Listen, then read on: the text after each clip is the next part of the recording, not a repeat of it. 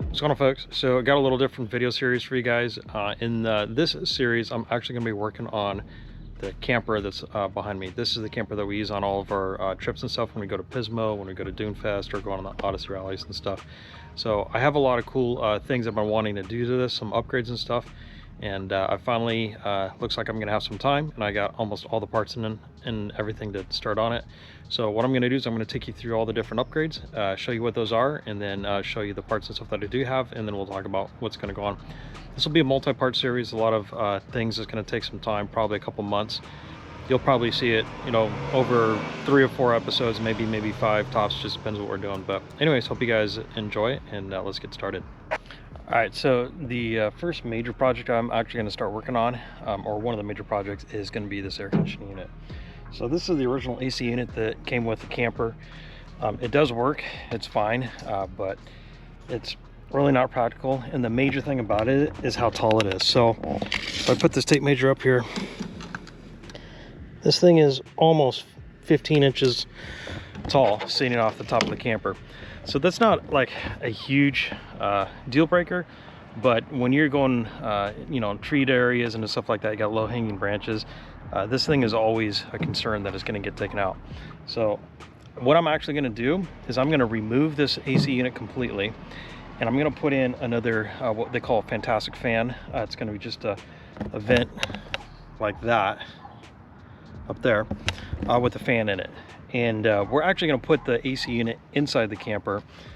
This is a pretty big project because of that, because it's a huge thing. I'll show you guys the AC unit in a couple of minutes.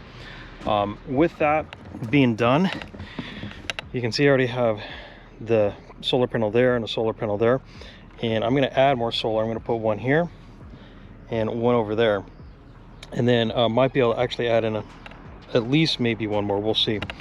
But the idea here is that I'll have about 400 watts of solar minimum, possibly even 500. We'll see if that works out.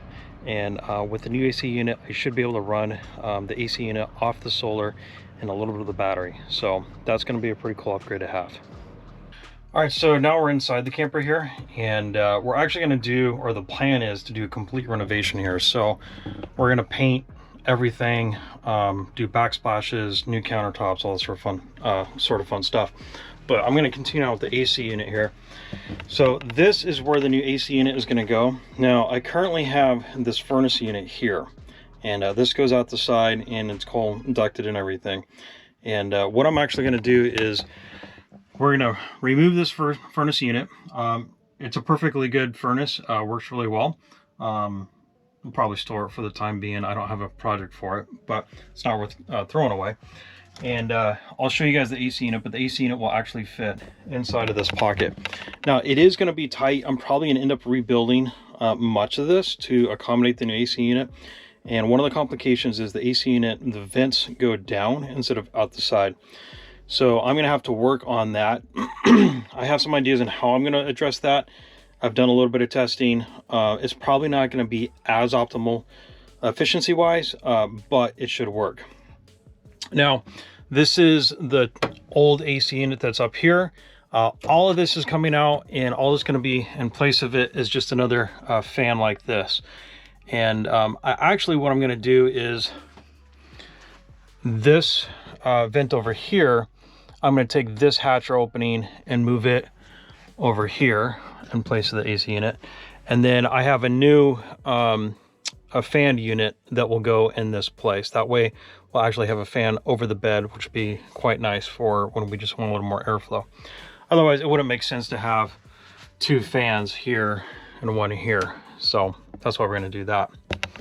So the next major upgrades to this, they're kind of bonus things that I said why not.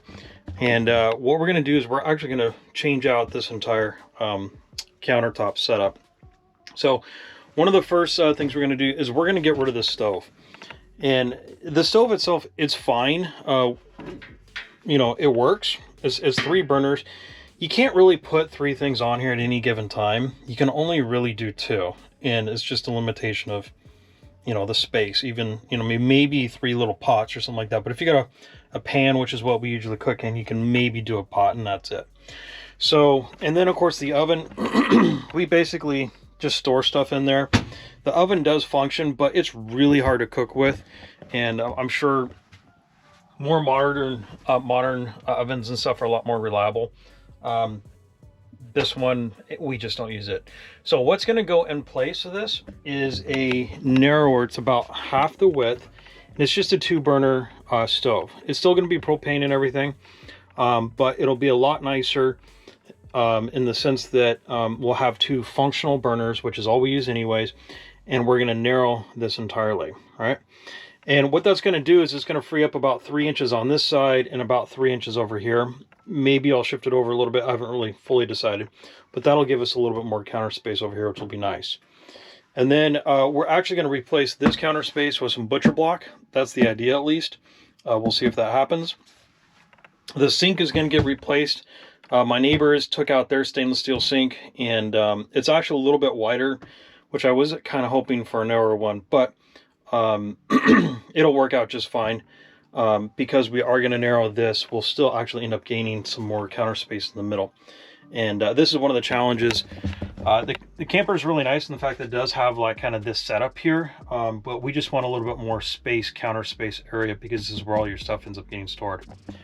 Underneath, we're actually going to do like some open storage, probably some netting or something like that. I'll build out some more cabinets and whatnot. We're not going to do doors. It'll just be kind of open so you can like grab pots and pans or something like that. But we will not be putting a new net in. Now, the next major upgrade that we're going to do is, because we're taking out the furnace from there, I'm going to replace it with a catalytic furnace or heater that's going to go actually right here in this place. And the propane is actually underneath of here, so we'll be able to route a little propane line up and go to there. So if you don't know what a catalytic heater is, it's like a 99.99% efficient heater. You can actually use them indoors. You do need to make sure you vent a little bit. I'm not an expert on it, so if you want to go buy one, do all your homework and everything. But this actually works out fine because we have our vent to the outside right here, which is good. And the thing about a catalytic heater, it's only about 3,000 BTUs. It's not super hot, but it burns really efficiently, and over time you can leave it running for a long time. It'll warm up this camper really nicely. Now this camper is really well insulated. That actually helps quite a bit. And now one of the things I do have to figure out is that technically this camper is considered a 4-season camper, meaning that this furnace here has vent lines, these ones here, that go down in the basement, and they keep the holding tanks from freezing, which is quite a problem. Now, I live in California. That's probably never going to be a problem for me. I do have plans to travel though, and so I'm going to figure out some ways to address that. I think one of the things that I am going to do is probably just install a couple of fans that's just going to push air down into that area. It may not be enough, I don't know, but I think for my uses and how I'm going to use this camper, it should be plenty fine. I'm not a snow guy. I'm not a winter guy. This camper is stored inside when it gets cold. So I think that'll be good enough for me. The other thing that we're doing is a lot of weight reduction. So by removing the AC unit, we're saving a lot of weight there. We're figuring about 100 pounds. I don't know exactly yet. We'll have to weigh it. We are removing this furnace. This is probably another 40 pounds. The AC unit that's going in place is about 40 pounds. So that's kind of a wash. But again, we're removing 100 pounds here. We're also going to remove about 40 pounds, taking out this stove. Different countertop, that's not going to save anything.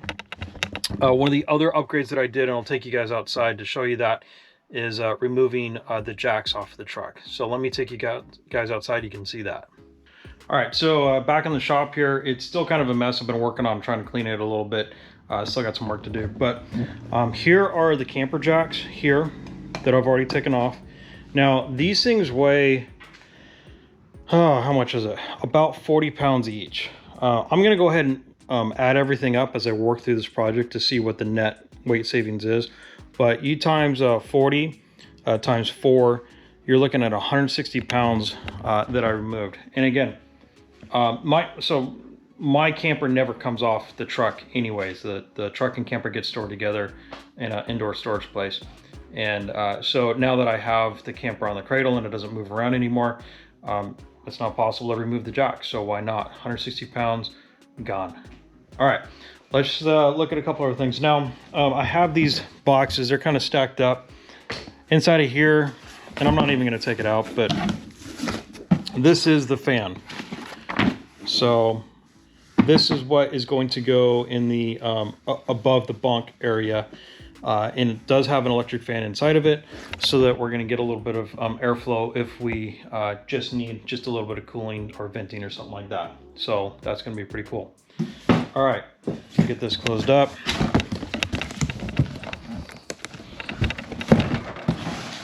Next thing, we have our stove.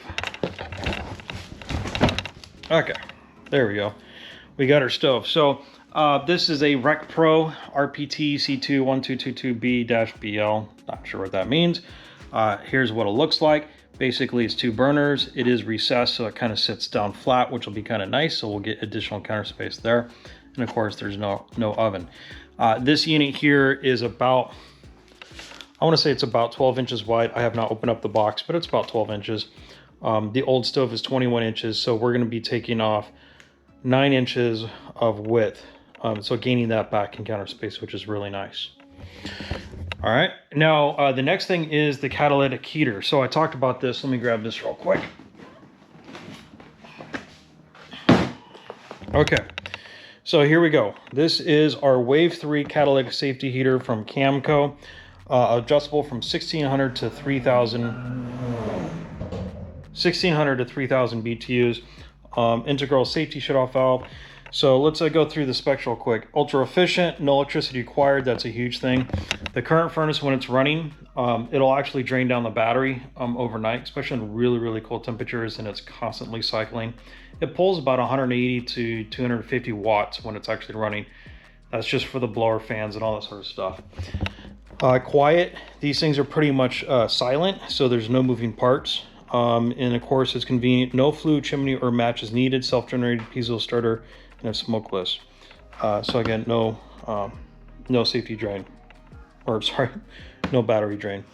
So these are more often known as like the little Mr. Buddy heater, and I actually used one of those in the camper at my last trip, and it worked really, really well. That's what gave me the inspiration to permanently mount one of these. All right, so that's the heater. Now, the main attraction, which is probably going to interest most of you guys, is right here. Now, this is the new AC unit. Now, this was an Alibaba Express purchase. I've never purchased on Alibaba before. I found this unit based off of another YouTube video. I will try to remember to link that video in my description so you guys can see that. I'm not going to go through a thorough analysis on this in this video itself. I will do a more in-depth review of this AC unit sometime in the future. But this is a under-dinette or under-seat DC air compressor. I don't have the power, wattage, or draw measured out entirely yet. I still got to figure those things out. Again, we'll do more in depth with that. But this will fit underneath the dinette. Now, one of the complications is, so here's your cold air here. This is your this is where your warm air draws in, and then of course your cold air. So I'm going to actually plumb this with tubing and stuff and try and connect it into the current ductwork that I have in the camper. So it's going to be a modification. My control panel's here, which when it's underneath the dinette, it's not going to be accessible. So I got to extend this. I've already looked at that. Doesn't look too bad. Should be manageable. And then the vents, which you cannot see, are actually to the intake and the exhaust are actually down here. So one of the complications that we're going to encounter is that this is technically meant to go into like a van or something like that, where you can cut holes through the floor and it would blow out the bottom. Now, technically where this is going to go, I could actually do that, but I'm hesitant to put any more holes into the fiberglass. I want to preserve that, and you know, if anybody ever like wants to back out and put in a regular heater or something like that, I don't want to have holes and stuff to deal with. So what I have to do is I have to come up with some sort of a vent that's actually going to move air from here and then blow it out the side of the camper, which theoretically would be kind of around here. So that's going to be a major thing. Now, I know I'm going to lose some efficiency doing this. That's already accepted. But the gain is going to be able to have an AC unit that, one, I should be able to run off of the solar in the battery. Maybe not all day long, but if it works for an hour, maybe 2 hours tops, that's going to be fantastic for our uses. And the other advantage is that we're going to take all that height off the roof, and of course all the weight that's up there off as well. So it's really going to make a difference in the overall feel of the camper and stuff. So yep, it's not going to be, you know, optimally efficient, blah, blah, blah, blah. That's fine. I know that. I've taken the risk. As far as costs on this unit, on Alibaba Express, again, I'll try and post a link for it. I think I paid somewhere around, I want to say like 500-ish for the unit, and I paid about $250 for shipping. It does come from China. There are more well-known American companies that are selling basically these units. I don't know if they're rebadged or not, but the units that you can get, say, off of Amazon or off of American websites and stuff, you're looking at between $2,000 and $3,000. Way too much for my taste on this project, especially since it is a complete experiment. I may utterly fail. I don't know. So $500 plus $250 in shipping, that seemed like a pretty good option for me. So anyways, that's kind of the synopsis of what we're going to be doing here. A lot of projects. It's going to be kind of a multi-part video series. I'm not going to be explaining how I'm doing it because it's just going to take too long. I'm sure there's going to be a lot of people that have questions, stuff like that. If you're looking at doing this to your Bigfoot camper, by the way, that's what I have, a Bigfoot 10.6 camper, for anybody wondering. You know, you can always hit me up, or, you know, just watch the videos. Most of this project and work is going to be time lapse because I don't want to be going through it line by line, or step by step. All right, so real quick, I forgot to mention this in the other video, so I'm just inserting it now. So removing the AC unit off of the roof and replacing it with this, one of the other things that we can do now is actually removing the generator from the camper. I didn't show that. It's in a compartment on the outside of the camper. Generator weighs about 140 pounds, and we don't use it. You technically could use it to run the AC unit. We've done that a couple times, but the thing is, like, it's really noisy. It really struggles to power the AC unit, and it just sucks propane. So it's not worth it. And once we get rid of the AC unit, everything else is going to be able to run off the solar and batteries. We will have an inverter to run our microwave. That's the only other thing we may have, like a big power draw. So generator come out probably about 140 pounds. And technically with that, I could also possibly remove at least one of the 20-pound propane bottles.